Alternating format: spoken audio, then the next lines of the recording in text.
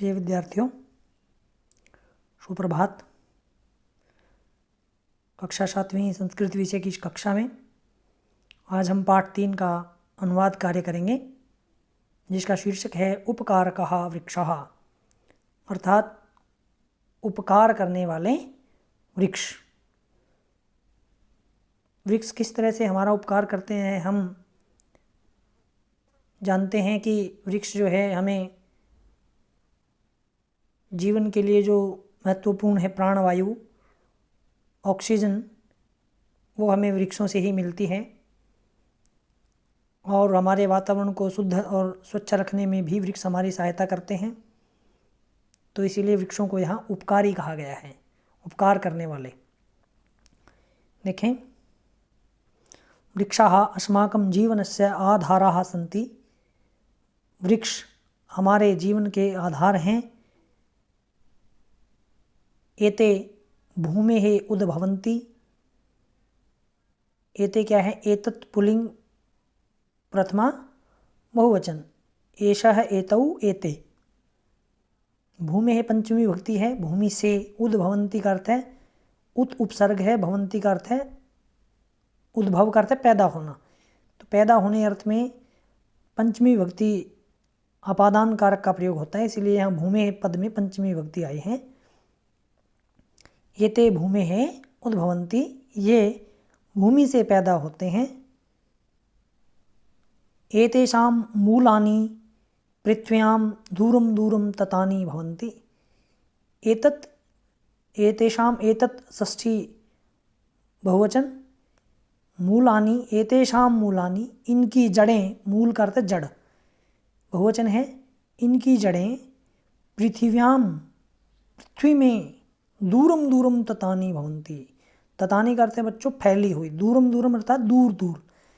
इनकी जड़ें पृथ्वी में दूर दूर तक फैली होती हैं। मूलानाम उपरिष्टात्, मूलानाम में षष्ठी विभक्ति बहुवचन है कि जड़ों के उपरिष्टात्, ऊपर, वृक्षस्य प्रकांडः भवति। प्रकांडः का अर्थ है बच्चों तना, कि जड़ों के ऊपर वृक्ष का तना होता है। उपरिष्टात् योगे षष्ठी वृक्ष से आया है। प्रकांडात् शाखाः उद्भवन्ति। प्रकांडात् में पंचमी विभक्ति है, पैदा होने अर्थ में, जो ऊपर भी पढ़ा हमने, उद्भवन्ति, कि तनों से शाखाएं उद्भवन्ति पैदा होती हैं। शाखाभ्यः प्रशाखाः संभवन्ति। शाखाओं से उपशाखाएं बनती हैं। एतासु प्रशाखासु एव पत्राणि पुष्पाणि फलानि च भवन्ति। एतासु प्रशाखासु, एतासु षष्ठी विभक्ति, सप्तमी विभक्ति बहुवचन, स्त्रीलिंग है, ये विशेषण है। यहाँ प्रशाखासु भी शाखा शब्द का सप्तमी विभक्ति बहुवचन है, इसलिए विशेषण विशेष्य में जो विभक्ति है वो समान रहती है। हम जानते हैं कि इन शाखाओं पर ही पत्राणि पत्ते, पुष्पाणि पुष्प अर्थात फूल और फल होते हैं। वृक्षाः अपि अस्माकम् इव भुक्त्वा पीत्वा च जीवन्ति। वृक्षाः अपि, वृक्ष भी, अस्माकम् इव, हमारी तरह ही, भुक्त्वा, भोग धातुत्वा, भुक्त्वा करते खाकर, पीत्वा करते पी धातुत्वा प्रत्यय पीकर, कि वृक्ष भी हमारी तरह ही खाकर और पीकर जीवंती, जीवित रहते हैं। मूलानि वृक्षाणाम पादाः भवन्ति। जड़ें वृक्षों के पांव होते हैं। पादाः अर्थात पांव, जड़ें हैं जो वृक्षों के पांव का कार्य करती हैं। जड़ें वृक्षों के पांव होते हैं। एते पादैः पिबन्ति, ये सभी पाँव से ही पीते हैं। तृतीय विभक्ति बहुवचन है पादैः, पाँव से पीते हैं। अतएव पादपः कथ्यन्ते, इसीलिए पादप कहलाते हैं। मूलानि भूमेः रसं गृहीत्वा अन्येभ्यः अवयवेभ्यः यच्छन्ति, येन एते वृक्षाः फलन्ति। जड़ें भूमि है, भूमि से पंचमी विभक्ति है।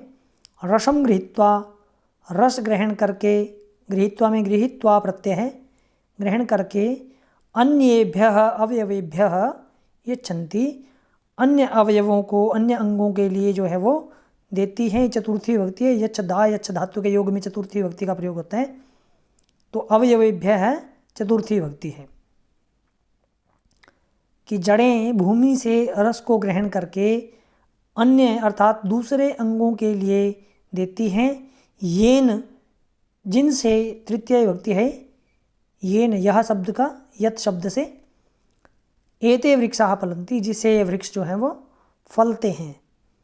वृक्षाः अपि मनुष्याः इव सुखानि दुखानि च अनुभवन्ति, वृक्ष भी मनुष्य की भांति सुख और दुखों को अनुभव करते हैं। एतेषु अपि प्राणाः भवन्ति, एतेषु अर्थ इनमें, सप्तमी भक्ति बहुवचन है, इनमें भी प्राणाः भवन्ति, प्राण होते हैं। अतएव एते प्राणिनः इव जायन्ते वर्धन्ते म्रियन्ते च, इसीलिए ही ये प्राणिनः इव, प्राणियों की भांति ही, जायन्ते पैदा होते हैं, वर्धन्ते बढ़ते हैं, और म्रियन्ते और मरते हैं। जैसे प्राणी पैदा होता है, बड़ा होता है और फिर मर जाता है, ऐसे ही ये वृक्ष भी प्राणियों की भांति पैदा होते हैं, बढ़ते हैं और मर जाते हैं। परंतु एते अचराः सन्ति, परंतु ये अचर, अचर का अर्थ है जो चल नहीं सकते, ये न्याय तत्पुरुष समास है अचर में। ये अचर अर्थात ये चल नहीं सकते, ये अचर हैं।